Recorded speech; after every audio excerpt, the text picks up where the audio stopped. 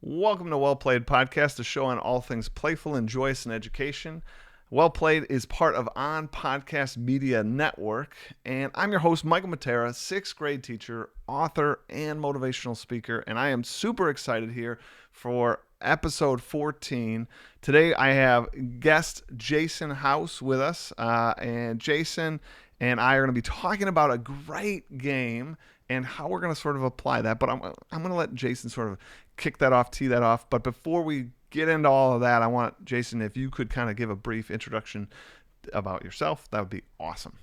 Sure thing. My name is Jason Howse. I teach grade 6 at Harbor Landing School in Regina, Saskatchewan, Canada.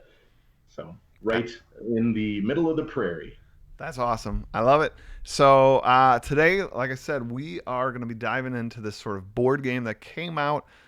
I want to say last year. I want to say it was 2019 when this game came out, and the game we're sort of going to base this whole episode on is a game called Chronicles of Crime, and it's it's a lot of things. It's a lot of It's things, a lot of things. and it takes some of the elements from other games and embeds them in there. It has some unique mechanics that it added that I think really have an opportunity for us to sort of rethink and reimagine a little bit of some of our lessons. And it even added like a creator so that we can take this system and kind of do our own thing, which is what kind of led to this whole episode. So, Jason, give the well played community a little brief synopsis of just the game Chronicles of Crime before we get any Okay. further. Well, to lead into that, I should preface with this all came out of a teachers' table chat, where if anyone has been in teachers' table before, the chat bar usually just explodes and has very little to do with any of the other conversation. And so people were talking about board games, and I don't know as much about board games as people like yourself. And so generally, what I what I do during those types of chats is I just start, loading up tabs on my computer of board game geek pages to go back to, That's right. and I a love lot it. of them look pretty cool. And somebody mentioned this Chronicles of Crime, and so I opened up a tab and went back to it later. And man, that game is just bananas. Like it's It's you awesome. mentioned it's so many things, and it is, but it's not. It doesn't feel like too many things.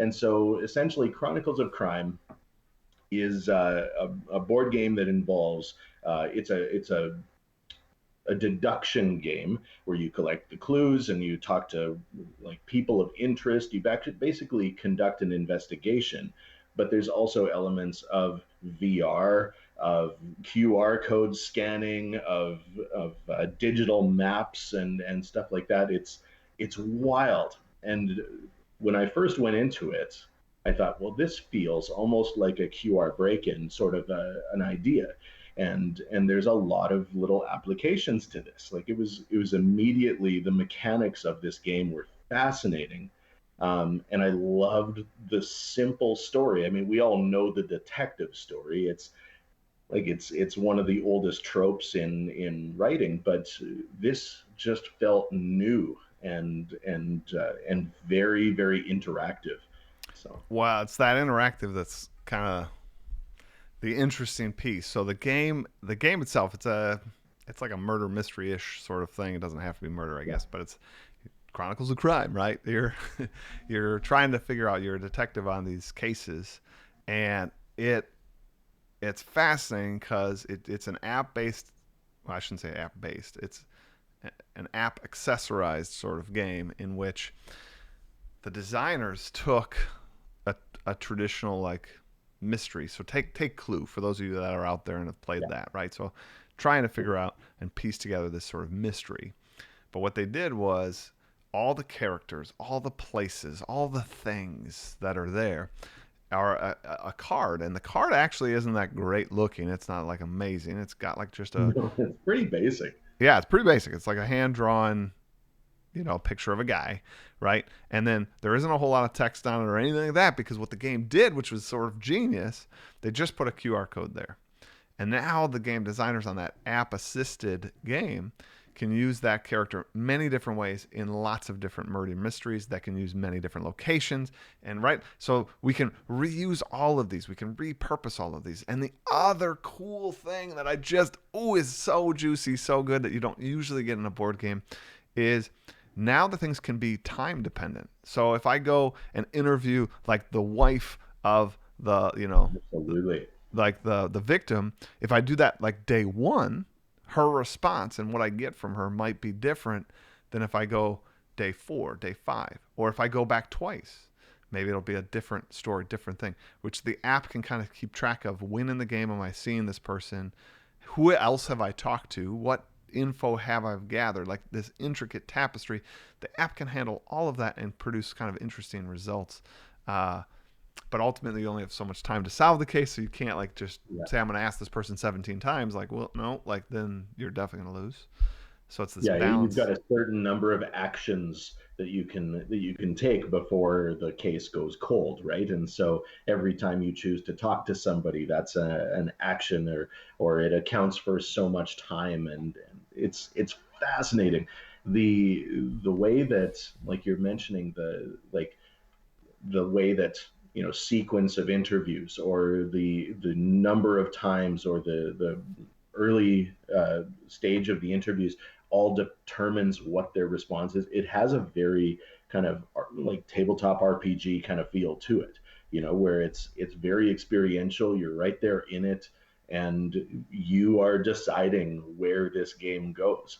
You're railroaded by the idea of, like, there is a crime that you need to solve. You can't just go like on random side quests, but you determine what your actions are going to be. Follow the evidence, and it's Follow wild. the evidence. It's so true, right? That's it. Follow the evidence. The game is thrilling. It's a lot of fun. What would you say it plays in? What would you say we I'm finish it? sorry. What would you say we finish that game in? Like what would you say the time frame on that is? Oh, you'd need a couple of hours for that game. You think? I think so. I would. Maybe a better gamer could do it faster, but Well, no, I'm not saying that we would necessarily get the right answer by no means.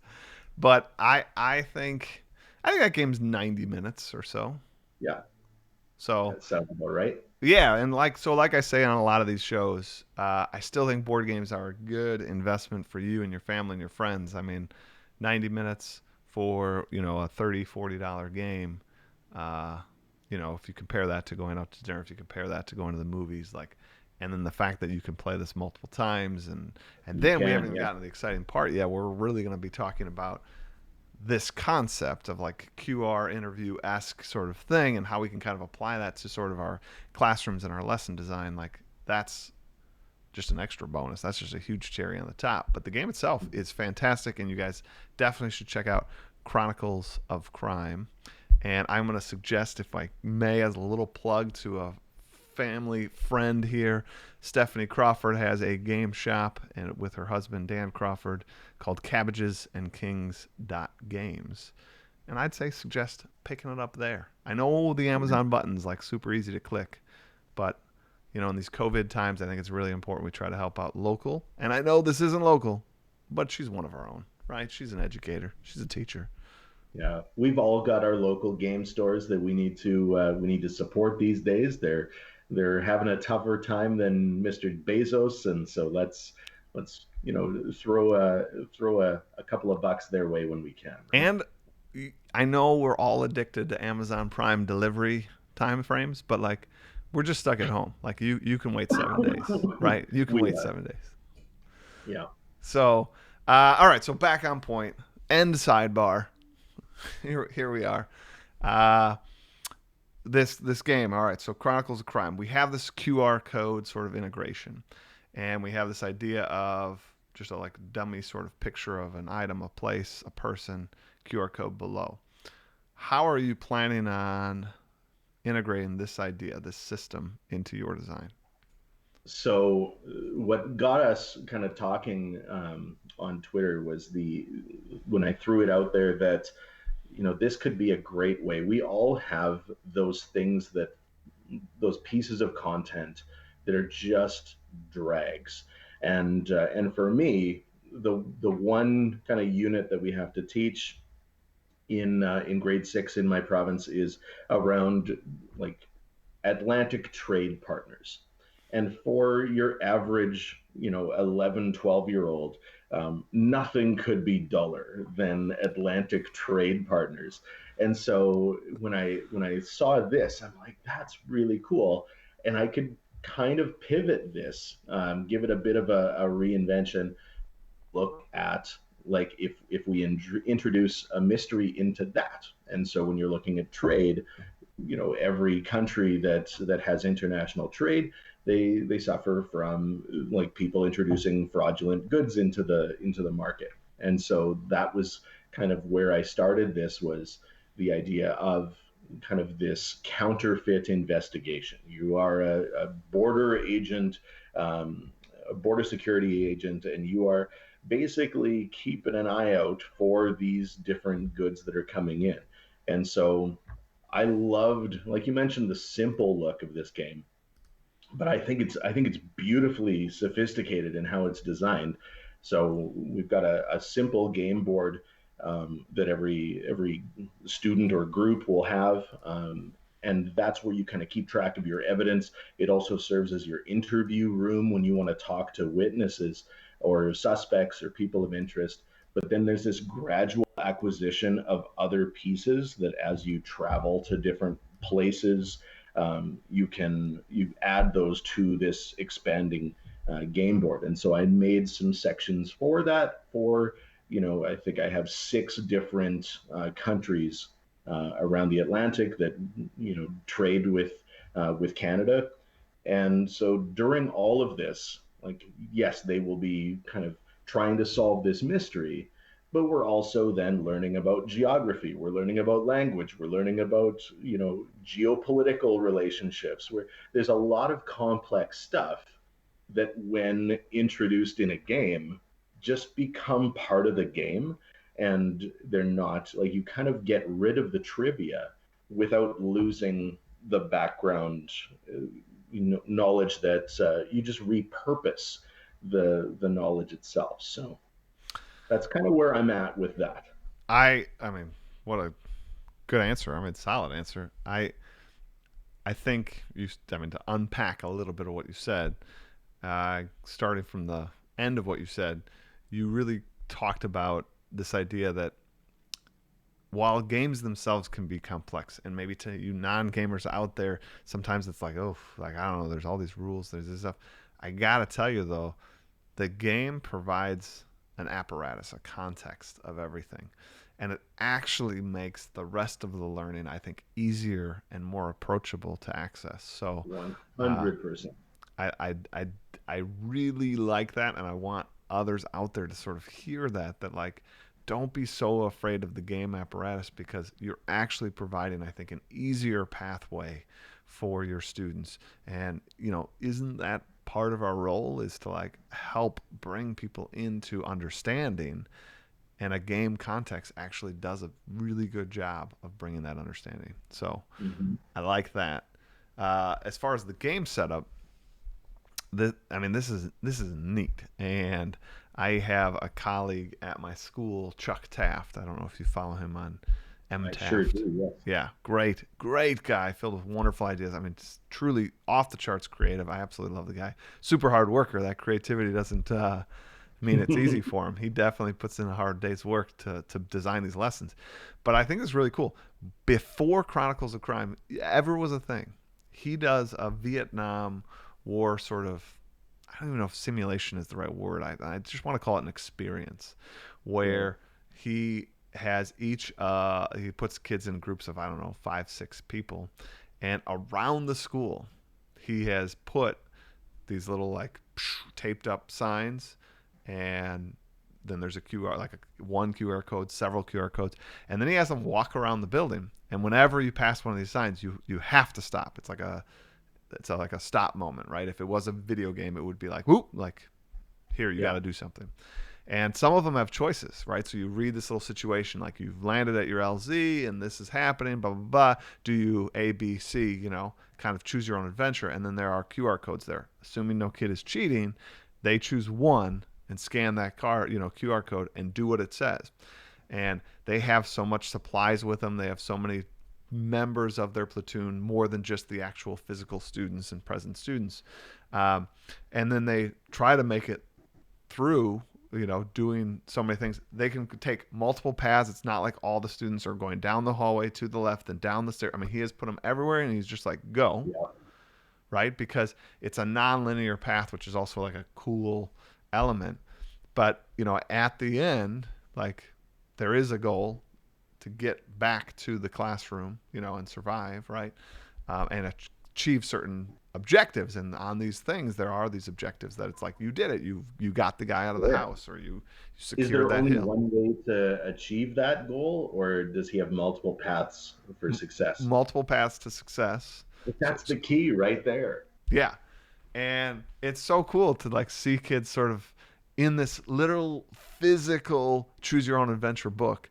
And it's so simple. And I think I just want to I want to scream it on the mountaintops that like sometimes we always strive to be like super good, and that's super awesome to have that strive. But sometimes it comes at the expense. Then we don't do things because it would be too hard, right? Like Right. we want to design full-on virtual experiences for our kids. I love virtual reality. I think it's great, but like the entry point on some of that is so high. The like how long it would take you to build that's so high. Chuck Taft put several QR codes on a like pink sheet of paper, hung pink sheet of paper all over the place, and it took him hours to do. I don't want to like oversimplify it, but to build a Right. full virtual experience of the Vietnam War is probably well beyond the scope of any teacher. But if you even had that prowess, now you're talking about thousands If of you have hours. that skill set and you are working as a classroom teacher, Yeah, uh, you should really test the job market, because there's probably other avenues that you haven't really thought of yet. I know what you're saying, and it doesn't it doesn't have to be that many bells and whistles, right? When like we did a pandemic simulation shortly before we closed down, you guys and caused the pandemic. Is that what I just heard? what's that? You guys caused the pandemic, is what I just heard. We did not catch the pandemic, but we did this simulation where kids were in different roles, and you just tell them that you're in a place, and if they're part of this story, they're in that place. You don't need anything else. As far as they're concerned, that's where they are, and this is our task, and let's do this. Like inherently, they are going to want to have fun doing it, and so if you give them this simple path that seems like a fun time, that's what we're going to do, and we're going to be on board with this and part of the story. I think that sometimes we put too much emphasis on that digital kind of flashy design look, and really that is very time consuming, but it's not always everything the kids need. Yeah, no. This game, I think, also kind of proves that, right? I mean, they could have made it way more app developed and put way more graphics to the cards and stuff. But here they made a simple, elegant sort of solution. And this is a full retail. I mean, this is something people are spending money on. So thinking in the sort of Chuck Taft mindset of like doing that Vietnam simulation, he made the equivalent of a augmented reality game that you don't need headsets for, that you don't need a bunch of stuff. I mean, like, right? You just need the ability to QR code.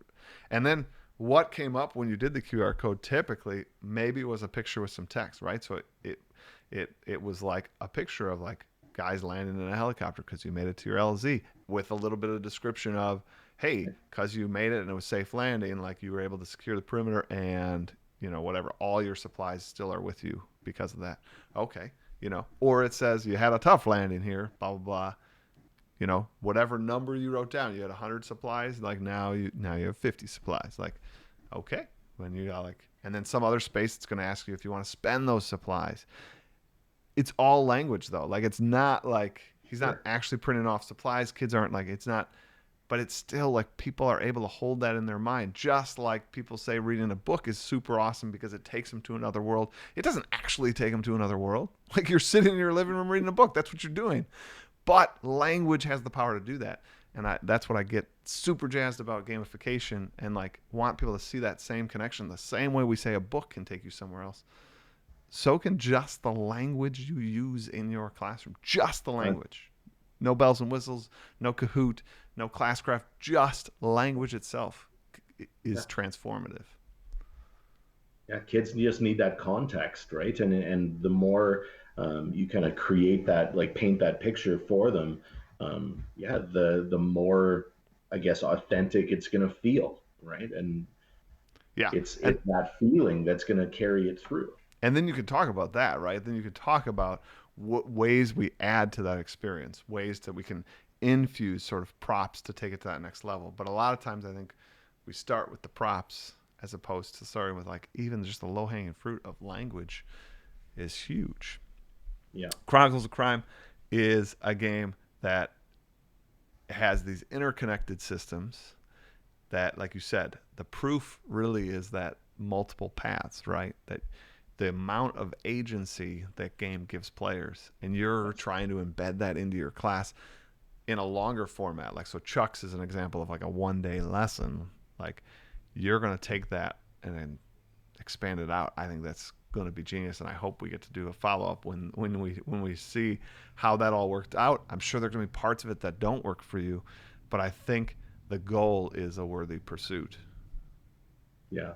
Um, yeah, we'll see. I'm excited to give it a shot. I think that like there's always things that I tweak and stuff as we go, but it's also just nice to go into what can always be a bit of a slug as far as content, with a little bit of renewed energy as well, right? And feel like, hey, I can bump this up and make this a lot more engaging for the kids.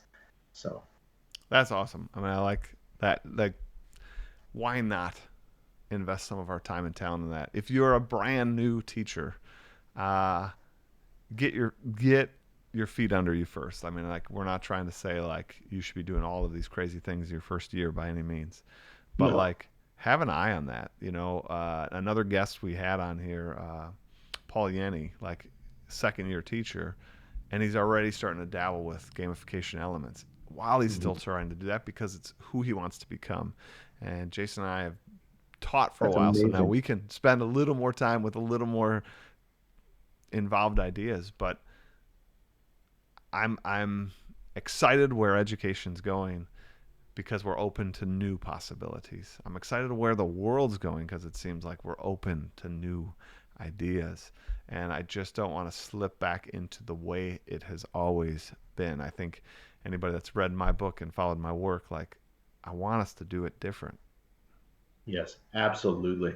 Yeah, the way it's always been hasn't been a success story. Our traditionally we have a structure that celebrates the same kids and ignores the same kids, right? And so when you look at games, especially games that are varied and collaborative and those types of things, now we're lifting up and elevating voices in your classroom that really haven't had the opportunity to do that in the past, right? And I think that's the most exciting thing for me is every time we try out a new experience, you see a new type of leader in your classroom, and someone surprises you with how they approach something with their team, and it's never not amazing It's to never to not watch. amazing. I love it. I mean, like that's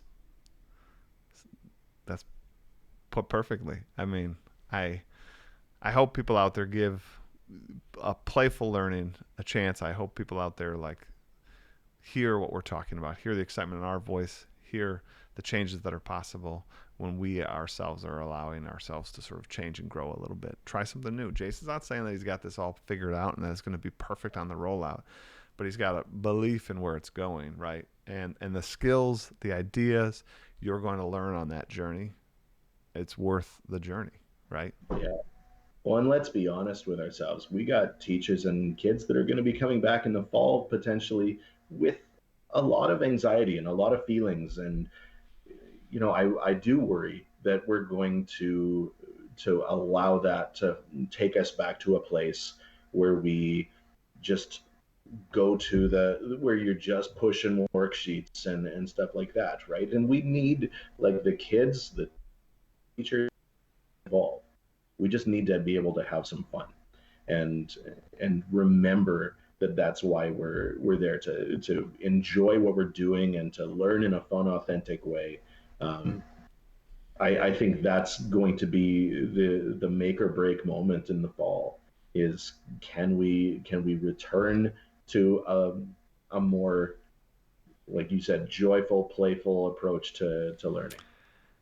My hope is yes, and my hope that we all are in this together to remember it is important for us to bring that joy, right? Find that joy in the journey Absolutely. and bring it into our classrooms, whether our classrooms are virtual or some hybrid, or if we're Mm-hmm. back in the same classrooms.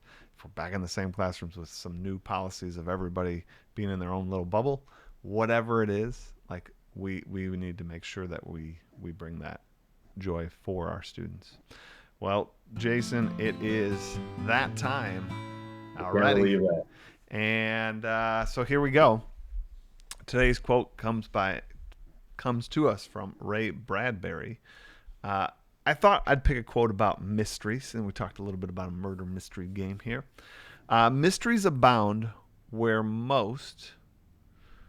Oh, sorry. Mysteries abound most where we seek for answers. How does that hit you? Mysteries abound most where we seek for answers. I guess that kind of takes me to a place where we're like, if you're asking the right questions, it leads to more better questions, and so yeah. I don't know. I think that whenever I'm seeking answers, I usually, especially these days, end up with more questions than I went in with. But I like it. For me, it's the same as what you said. I mean, right? Like g- explore that unknown, lean into the mysteries of life, of our classrooms, of learning. Uh, it's again that challenge of that status quo, right? It's believing there is another better way to crack the code that's going to drive us. So right on. I dig it. All right, everybody. Once again, I gotta say thank you for letting me take some of your brain space today, Jason. Thank you for coming on to the show. It's Thank been you an so much. absolute joy. I hope we can have many more discussions in the future. Thank you so much for being part of Teachers Table as well. That's been a fun new addition that I hope people on this podcast check out on my YouTube channel. And I hope the rest of you guys have a great, great day. Get on out there and play on.